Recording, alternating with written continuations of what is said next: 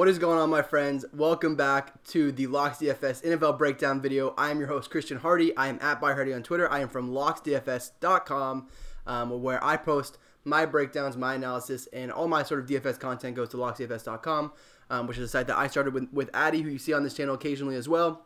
Thank you guys all for coming back here for another edition of basically a cash-centric breakdown, but not that you can't use these guys in GPPs. I'll be using them in my GPPs. You know, I run 3-entry maxes and that sort of thing.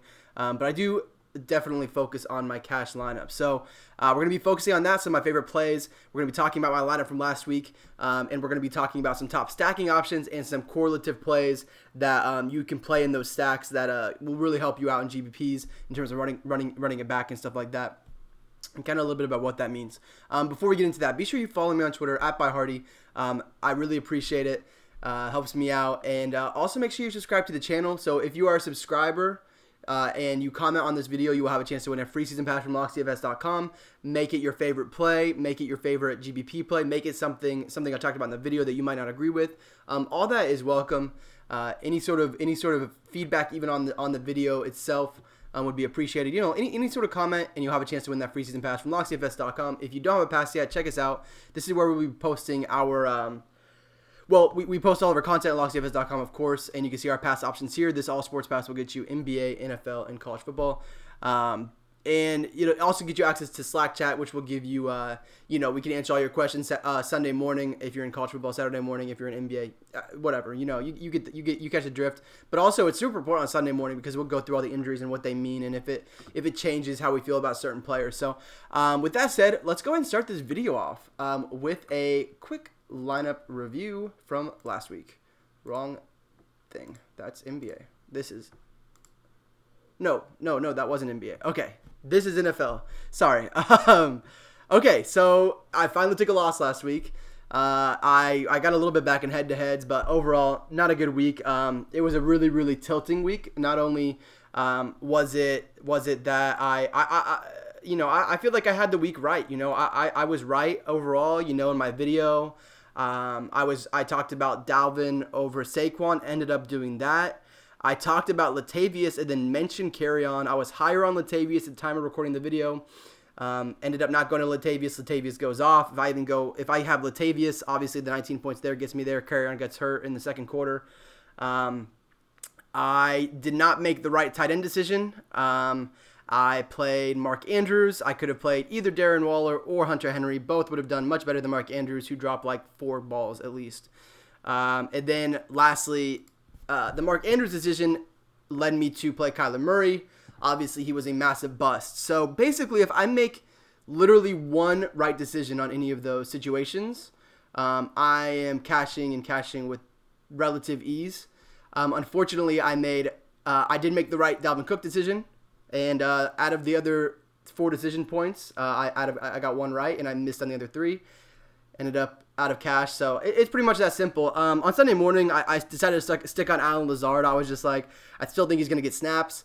The Raiders' pass defense is terrible. I didn't want to play Trevor Davis for the Raiders. I couldn't really find the salary to get there anyway, the extra 200. I was thinking about pivoting, but I was just so high on Kupp, so high on Hilton, one of those 2 high-price running backs. So I just stuck, and it worked out decently for me. It didn't kill me, even if the rest of my team was decent. Lazard 7.2 is more than fine. So, okay, so that's basically where my team was last week. Not too much to talk about. Just was on the wrong side of decisions, and if you're on the wrong side of decisions, you're not going to do very well. So, hopefully we make a better Sunday morning decision this week. And here's the slate. So, obviously let's run over some injuries real quick that are off the top. I actually didn't write down the wide receiver injuries. You see the 2 outs from Will Fuller, AJ Green, and then Keenan Allen is questionable. He's expected to be at least limited. Tyrell Williams is questionable, expected to be at least limited as well. Sterling Shepard's still out. Dede Westbrook, Goodwin, Kirk still questionable. So those are some of the wide receivers we're going to be waiting on. But we also have big quarterback news, which is pretty rare. Matt Ryan is questionable. I think he's tilted towards playing after practicing on Friday in a limited fashion. Drew Brees questionable. I am thinking that he also plays on Sunday, but that one is a little bit more iffy. And then we have at running back we have, sorry, I have my week 7 notes pulled up. Okay, we have Alvin Kamara would open up Latavius Murray chalk. I don't know if it'll be chalk, but a very good play, Latavius Murray. David Johnson could open up Chase Edmonds, who is coming in at 6.2K right under him. Josh Jacobs should play, not worried about that. And then lastly, which is actually a very important injury for me in terms of my build, is going to be Rex Burkhead, who has sat out the last few weeks, has continued to practice limited.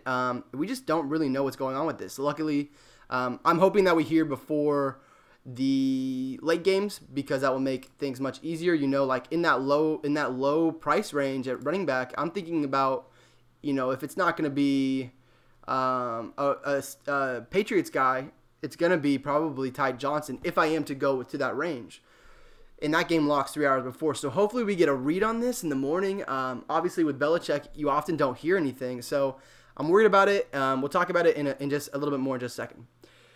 Let's go ahead and get into my favorite quarterback plays. I'm going to be talking about 3 guys that I think just stand out. Like in terms of price, I just think that they're the clear 3 plays that I'd be considering. And they're just at 3 different price tiers. Number 1 is going to be Deshaun Watson, who is the clear top projection on the slate. I think Russell Wilson is a good play, but I just think that Deshaun Watson at home against the Raiders defense that can't do anything in terms of pass. Again, they're decent against the rush, but have been terrible against the pass, can't generate really pass rush. The Texans' offensive line has not allowed very many sacks. I don't know the exact number over the last few weeks, but they've looked improved. They've been healthy. Watson's has a cake matchup here. Obviously, you still have the rushing upside that he always brings. Watson has better splits at home, which is where he's at this week. He's been worse with that Will Fuller on the field in his career, but adding Kenny Stills and having him just fill in that role and being with the team for weeks before, they had a backup plan in place, and I think Watson's going to feel comfortable with it, especially in this matchup. Watson is the top projection on the slate. He's someone that I think I want to play in cash. I think that there's enough value on this slate where I can play Watson in cash, and I think I'm almost positive, actually, that I will have him as my cash quarterback. Matt Stafford is also a very, very good cash play. Giants, again, another team that doesn't create a lot of pressure. Beyond just that, Stafford has looked awesome this year. 13 touchdowns, 3 interceptions, not turning the ball over too much. You love to see that. The Giants don't create a lot of pass rush, and they also do not have very good cornerbacks. With carry on out, I think that'll shift the Lions play calling slightly towards the pass, and that should help him out a little bit as well. 45 pass attempts last week after carry on went down, obviously in a perfect game flow. But this is also a game where, the Giants could push Detroit a little bit. The Detroit is question. Darius Slay is out. Snacks Harrison is questionable in the middle. Those are massive pieces for this Detroit defense, who also traded away starting cornerback Quandre Diggs this week. So, this Lions defense is beatable, and Daniel Jones, you can get it done here in this spot. So I definitely think that the Giants could push the Lions and get Stafford to a sort of ceiling here. I love the price on Stafford at 6-1. Murray down to 6-2. That is I love Kyler Murray, man. Last week he burned me so bad last week, man. Okay, Ryan Tannehill at 5-1. Lots of people talking about him. He's popping in projections. He passed for over 300 yards last week. He stepped into Mariota's job and he looked good in it. And now he gets one of the best matchups you can ask for. It's a pass funnel. Tampa Bay, whether you believe in pass funnels or not, I still believe in them. Many people will say they don't exist. But here's the thing. Tampa Bay can shut down the run and they can't shut down the pass. I think that Tennessee is probably going to be struggling to run the ball in this game, not only because their running back isn't uber talented, but also because Tampa Bay's front has been very, very solid. Tannehill is going to be able to manage a game. Hopefully he won't turn the ball over more than once. And at this price, against a defense that's been torn up against the pass, I'd love to see what they're even giving up. Over 300 yards passing a game. Wait, that ranked last. Yeah, that is last passing yardage per game. So Ryan Tannehill, 5.1K. If you need a salary saver, I'm not really too interested in the GPPs. I'm sure it could get you some interesting builds. I actually haven't played too much around with GPP builds yet. I only built 3 of them, so still a little bit interesting as a value quarterback. Okay, that moves us on from the quarterbacks. Let's move on to the running backs, which this is a messy situation this week at running back. We have to wait on a lot of news, And we have to make pretty important decisions here at the top. So why it's so interesting is because how do you feel about Christian McCaffrey this week? I think a lot of sharper people are not going to play Christian McCaffrey this week. And understandably so. There's a lot of reasons not to play Christian McCaffrey. It's the toughest matchup pretty much you can get for a running back. 49ers giving up 4 yards per carry. They've only giving up 23 yards receiving per game to opposing running backs. They have, great linebackers like Quan Alexander. They've got a rookie that I'm forgetting his name as well. And San Francisco is 10th in line yards, so not like amazing in terms of giving up line yards, but it's just the yards a running back gets against the defensive line before contact, basically. I believe that's where they get the stat from. But they're 10th in that. And then, the Panthers are heading to the West Coast. Obviously, they get an afternoon game, but it's still a tough travel situation to be going west to east, or from east to west. And on top of that, they are sure to be dogs in this game. I am not sure. There they are, sorry. They're 5.5-point dogs in this game.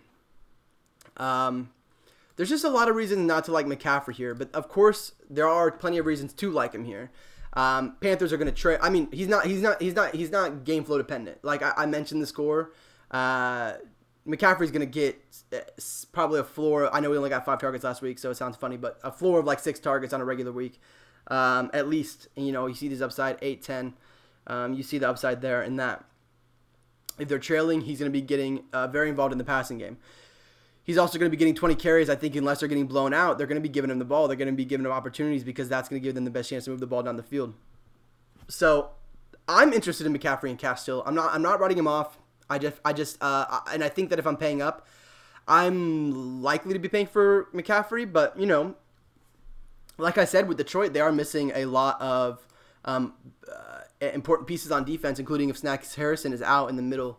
That would be brutal for them. And, he's got a passing role, but I am concerned about him, his ankle a little bit. That could put me off of him. And with McCaffrey 300 higher, I tend to believe, matchups are less important than, just general snaps. And if Barkley is missing 25% of the snaps based on his ankle, and if he is at risk of re-injury, not too interested there at 8.9K. Okay, now the first guy that if I don't play McCaffrey is sure to be my running back 1 in cash. We keep talking about him every week. It's Lenny. It's Uncle Lenny, Leonard Fournette, the most exciting, boring runner in the NFL. So this is not as exciting as a matchup as last week. Cincinnati is a pretty brutal defense, but there are a few things that still stand out about Leonard Fournette. One, he still has only 1 rushing touchdown on the year. I'm pretty certain that he's top 5. At least he was last week in carries inside the 5. He's going to be the guy they go to all the time down there. The second thing, that's something to like. I'm gonna go through some things that I don't like now. Obviously, on top of that, he's playing pretty much all the snaps, just like Christian McCaffrey. McCaffrey's 9,200 has a really tough matchup, maybe the worst in the NFL. And Leonard Fournette is a guy here you get a $1,400 discount on. He's at home. I didn't look enough at Vegas odds before doing this video. It's 6-point home favorite, so like he's in a much better situation for running backs for fantasy. But here's some things I don't like about Fournette. For one, this game should be very down in pace. I think both these teams should keep the ball mostly on the ground. I'm not sure how well they'll be able to sustain drives against the opposing team's defense. We've seen a lot of that already in Jacksonville games. Jacksonville did put up 27 against Cincinnati, but man, that's a pretty easy matchup. I think the Jets have a little bit of a better defense. CJ Mosley. However, CJ Mosley has been ruled out. I know they have some other pieces on the defensive front out, although they do still have Quinnen Williams, which is an important piece. This Jets defense has been 3rd in defensive line yards and 1st in running back stuff rate, which is right up there with how good San Francisco has been this year.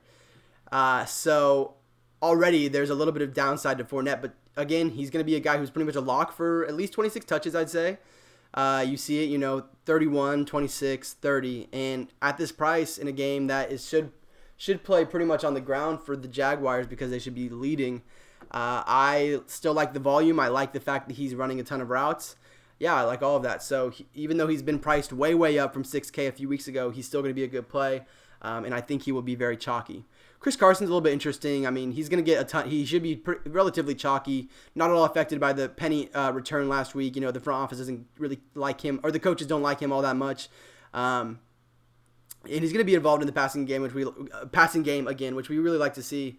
And he's not really in play on FanDuel where he's priced above Fournette, but on DraftKings I think he'll be relative chalk, and he should be a pretty solid play. Moving on down here, of course, Chase Edmonds. If Dave Johnson, if we get word on him, which I'm sure we will this time because of all the flack that the Cardinals got on Twitter last week, I think we're going to get word about David Johnson early, and we'll know exactly what the situation is.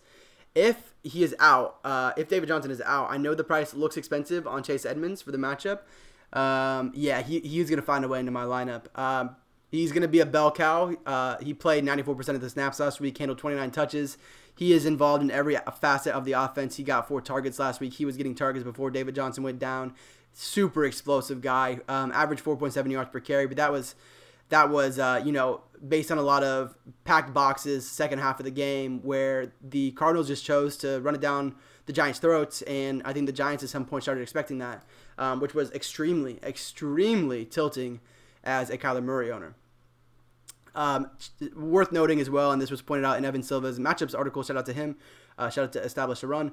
The Saints are top 5 in running back receptions allowed, so Edmonds will definitely have a solid passing role in this game if David Johnson is to be ruled out. Another guy, of course, Latavius Murray, the guy that I missed on last week, is going to be in play if Kamara is out. If Kamara is in, I think he's pretty thin at this 5.8K price. If he's down at 5.1 again, I'd actually still be a little bit interested if we heard Kamara is going to be in. I am leaning towards Kamara sitting because of their bye week is coming up.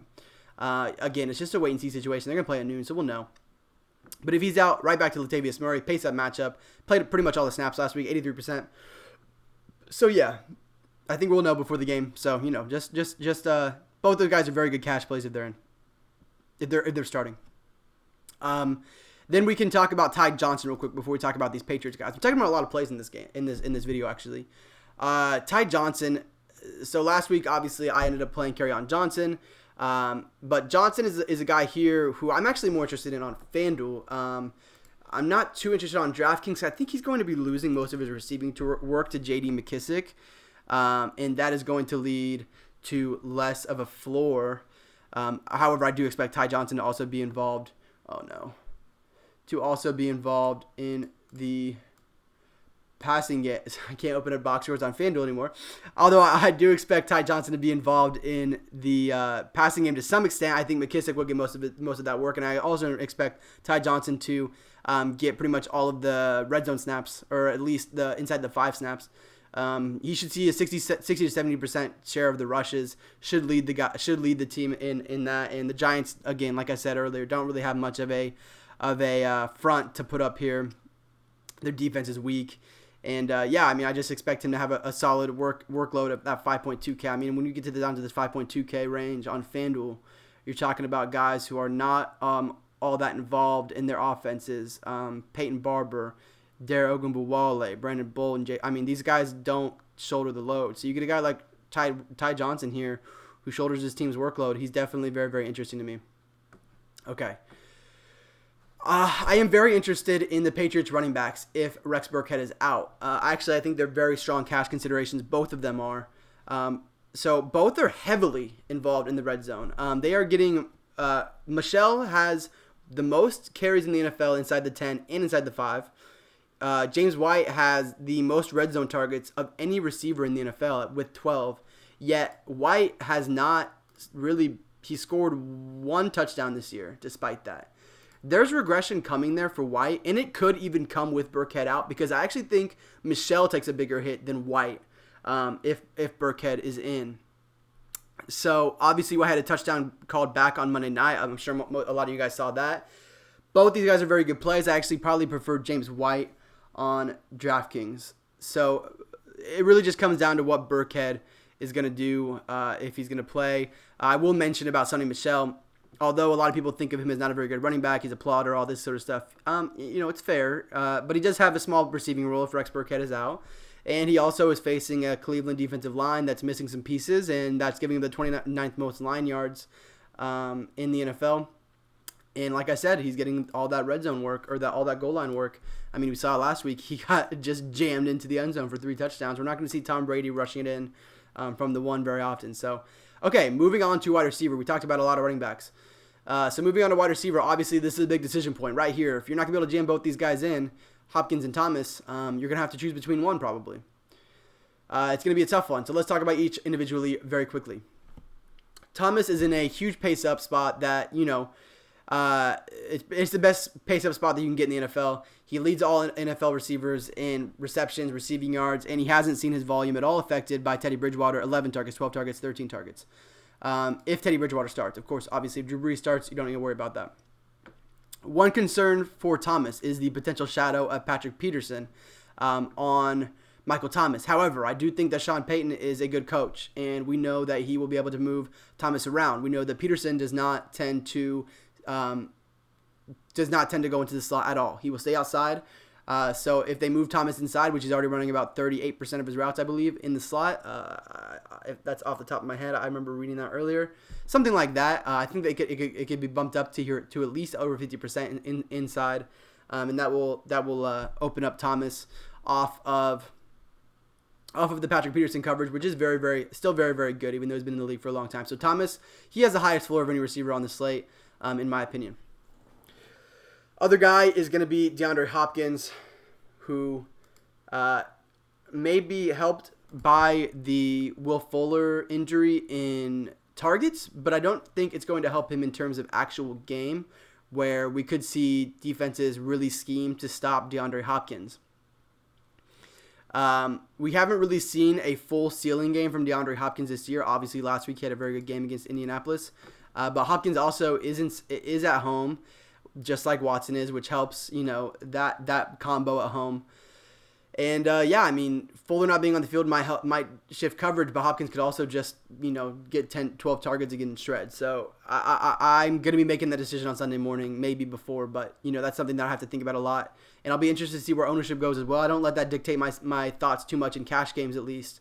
But I will still be interested to see where it lands. Okay, then we get down to a bunch of mid-range guys.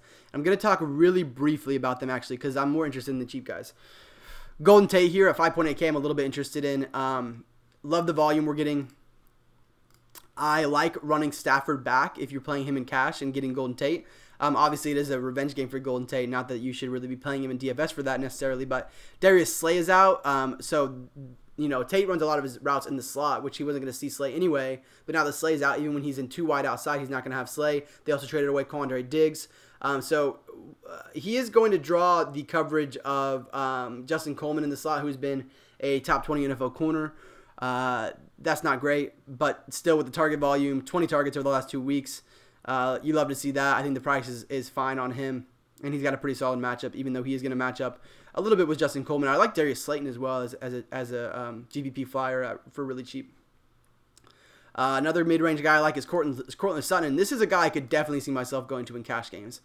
Courtland Sutton, looking very, very strong across projections from what I've seen. It makes a ton of sense. Sutton is the PPR wide receiver 11 through 7 weeks. A lot of people do not know that. Just his consistency. He's got 3 touchdowns. He is the PPR wide receiver 11 through 7 weeks. He's in his sophomore season. That's a breakout year for a lot of these guys. On pace for over 1,100 yards. He's already dominated this team with a 39% target share this year. That should see a slight bump up now with Emmanuel Sanders gone. And Colts have been burned by Julio, by Hopkins, by Kenny Stills, by Byron Pringle in past weeks. I think with no Sanders, we see Sutton get a small bump up. And we have a very, very talented guy here who is in the midst of breaking out. Addy talked about him all year last year on Addy's action. He never really got that breakout game, but he's having a breakout season now, and he's got the potential to have a big game here, especially without Emmanuel Sanders out there. 2 more mid-range guys. I actually skipped over one of them. Calvin Ridley should play a little bit more in the slot with Mohamed Sanu gone, and Seattle doesn't have a ton of good corners, and I also think Atlanta might have to pass in this game because Seattle is just that good. And if you want to, I think this is another good guy who's popping up in projections. 9 targets last week. He's benefiting a little bit from Will Dissly being gone. He already was a guy who was very high in terms of red zone targets on this team. I think he might actually lead the NFL in red zone targets still. I wanted to mention on Calvin Ridley, I have it in my notes, that he is only 5,400 here on FanDuel. I think he'll be very chalky, and I think he's a very, very good cash play even. Whereas Ridley on DraftKings, I think, or sorry, I meant to say FanDuel. I think he'll be chalkier on FanDuel, and he's 50 point on FanDuel. 5,600 on DraftKings, a little high, but like nothing too crazy there for him. Okay, going down to two very, very cheap guys. Kenny Stills, 4.7K, probably going to be in my lineup on Sunday. Watson is getting clean pockets. That should really help him get the ball downfield to Kenny Stills. Obviously, Kenny Stills is going to be filling in for that Will Fuller role. He had 5 targets last week. He has an average average depth of target of 13 yards on the season. Watson has had a lot more success at home, as I already said, with Hopkins and with Stills' ability to stretch the field. This is just a spot that I really want to take advantage of this price while it's still here, while Fuller is out. Still leads the team in deep receptions, and he's obviously a great in yards gained on 20-yard targets is the stat used by Established Run. Shout out to them again. So yeah, I mean, I love Stills at this price. I'm a little bit concerned about the volume because I do love to see volume, but I think we could see 6 to 7 to 8 targets here. And I don't mind Kiki Kuti in the slot at 4.1K. He's going to draw this start in the slot. Okay. Lastly is going to be, I don't know what the ownership on Mike Williams is going to be. It's a tough matchup on paper. He might even draw Kyle Fuller because we could see Keenan Allen out. I actually like Williams more if Keenan Allen suits up because that means that Keenan Allen will be used as a little bit more of a decoy. I don't think he's going to be full go off that injury. So, if we see Keenan in, then he's going to have to draw the coverage of Fuller most likely and just in general the attention of the defense. Whereas, so let's talk a little bit about Mike Williams, who is 4K but has, 36 targets over the last 4 games, 9 targets per game for $4,000, popping as the number 1 option on Josh Hermsmeyer's buy low air yards model. If Allen is out, he's got a 25% target share that's immediately going to be opened up. Despite those 9 targets per game, he only has and I believe a 6'3" frame. He has 0 touchdowns on the year, and that's also despite 5 targets inside the 10. All the underlying numbers say that this guy is supposed to be having bigger games than he is. He's got 395 air yards since week 5. In these 3 games since week 5, he has 395 air yards. Dude is on the verge of breaking out. I know that this looks like a bad matchup on paper, but man, when you see metrics like that, it makes you jump out of your chair at 4K. So he's interesting in cash games to me. He's interesting in GPP teams for me. It's only a matter of time before he gets there. Okay, let's talk a little bit about some tight ends, and then we will wrap this thing up with some stacks. Darren Waller is at 5.9K. He is the first and highest cash consideration for me. Tyrell Williams still fighting back from that plantar fasciitis injury. Houston has actually been pretty good at covering tight ends, but Waller has a 26% target share on his team. He's averaging 7 catches per game. He fits well in if you're running back to Deshaun Watson, assuming that I'm going to be playing him in cash. So there's a lot of reasons to like Waller. I tend to run through these tight ends. I think my favorite is right here. And although I did just talk about Mike Williams, I really like this price on Hunter Henry once again. Obviously, the Keenan injury is relevant when we talk about Henry as well.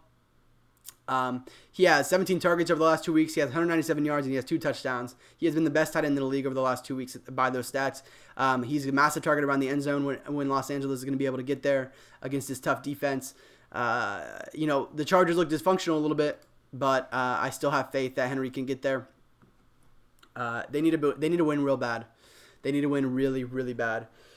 At this point, the Chargers are kind of dead, if we're being honest. But Evan Ingram is an interesting, more of a GPP play for me. He's got a price drop. The Lions have been just absolutely busted by opposing tight ends.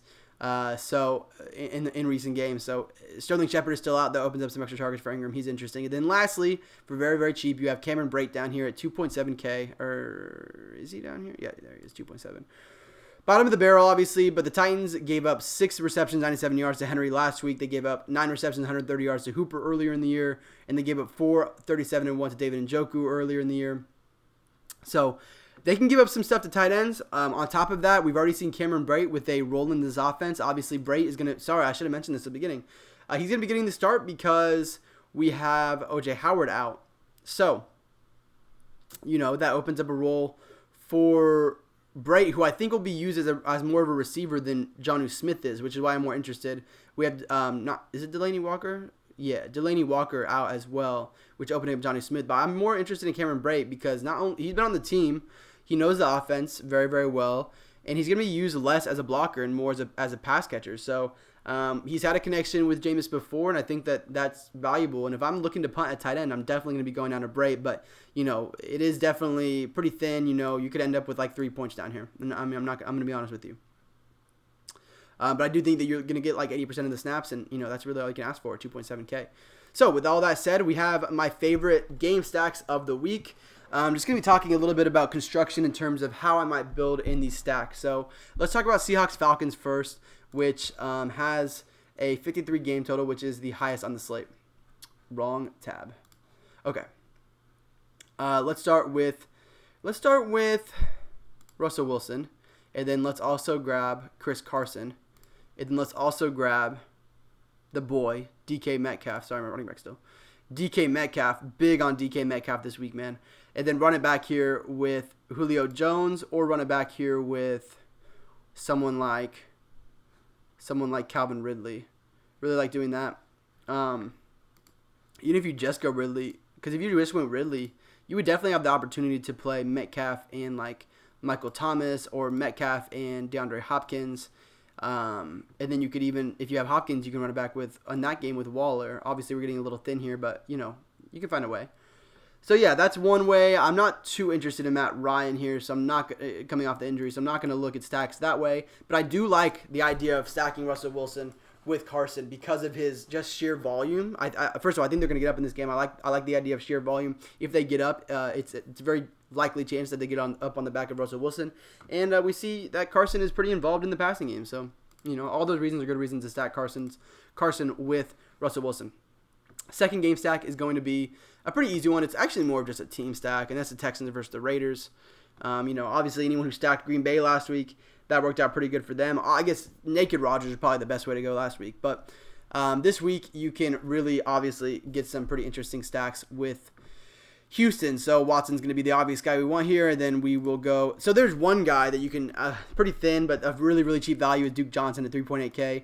If they can't really run the ball, Oakland thought of as a pass funnel. So if they can't run the ball, they give it to Duke Johnson.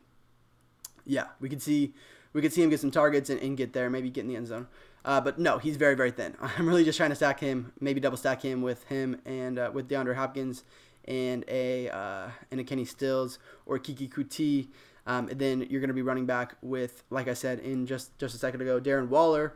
You can also run back with, if we see that Tyrell is out, I'm not totally opposed because these Houston corners are really, really bad. So I'm not totally opposed to going to a guy like, oh man, these guys are so gross. I'm not opposed to going to a guy like Trevor Davis, but man, I just don't think you need to do it. I think the only run back option you really have is Darren Waller here. Tyrell plays, I don't trust him really in cash or GPPs. I would just stay away completely on that one. Okay, so that's another way to stack it. Obviously, that's a pretty straight up stack. And like I said, I think the only viable, and he'll be the chalkiest run back option, is going to be Darren Waller in this stack.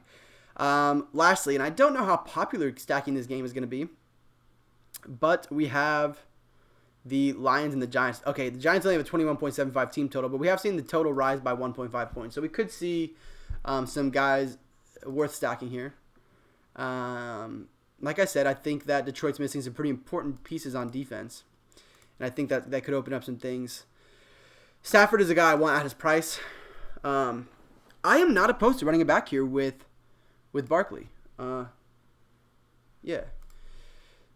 And I'm also not opposed to the Stafford double stack here. You can do that, or you can do this, or you could do this. I think the running back tight end correlations is one of the worst in the NFL though, because think about touchdowns around the end zone. Obviously, you get a ton of value from those opportunities, and a lot of tight end opportunities will come around the red zone. So it's pretty negative correlated there for your team. So it's not bad to go Tate and Barkley, not as bad because Tate is going to be more middle of the field, rather though Ingram will too. Don't get me wrong. And then even one more you could go here. Darius Slayton. Remember I mentioned him earlier in the video as a cheap guy? I think you can save some money on him. This 2 targets last week. He got a lot of Patrick Peterson on the outside. Not too much, but a little bit. And he's got a really nice matchup this week. And then basically my GPP flyer stack of the week is actually going to be without a quarterback. It's going to be the Cleveland game. I am not going to run Tom Brady. Rather, I am going to pray that Rex Burkhead is out. And you can go Sonny Michel, James White, and Odell Beckham popping as the 3rd highest in the air yards model. So, he is a little bit interesting. This is pretty much the cheapest you can get Odell Beckham at. Run it back with Odell Beckham. You can also run it back with a relatively cheap, actually a very cheap Jarvis Landry, who is going to run his routes, a lot of his routes in the slot. So he's going to avoid the shutdown coverage of Devin McCourty and Stephon Gilmore. So that's a little bit interesting for Jarvis Landry. Obviously, he's the guy who said, "Oh, we're going to beat the Patriots." So a little bit of a narrative, I guess there. I don't know. Yeah. So this is a pretty deep GBP play. I'm not going to get to this in like 3 entry max, but it's something that's interesting if you're running like 10 lineups or something, or probably even a little bit more than that. Okay, that is going to be it. Thank you guys so much for watching. Don't forget to, if you made it to the end of the video, please subscribe. It really helps us out a lot. Don't forget that if you comment, you'll have a chance to win a free season pass. We look at all the comments, and we pick one at the end of the week. It'll be announced on Thursday, and you'll have a chance to win that free season pass if you just leave a comment on our videos. And yeah, that's pretty much going to wrap it up. Check us out at locksdfs.com. Buy a pass, get in the Slack, get in the chat, start building your teams, asking us questions, all that sort of good stuff. We love to help you guys out. So thank you guys so much for watching, and I'm going to get back to watching some basketball. End of this slate is wrapping up. So thank you guys so much for watching, and we'll see you guys back here next time. Peace.